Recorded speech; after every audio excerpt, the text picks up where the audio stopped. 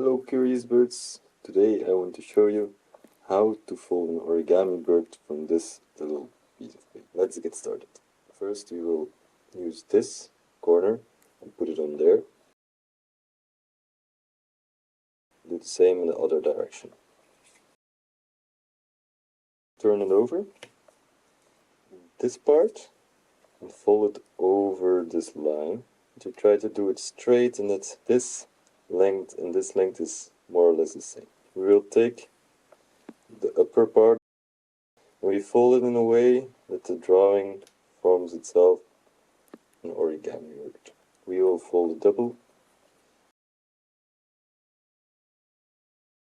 We will take this part and fold it upwards.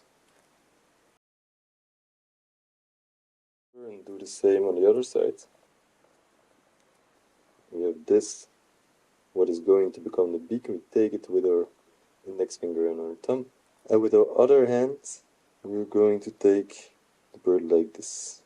We take the beak, we pull it downwards, and at the same time, we're going to push. You made your own origami bird, and if you would fold it open. So that's how you do it.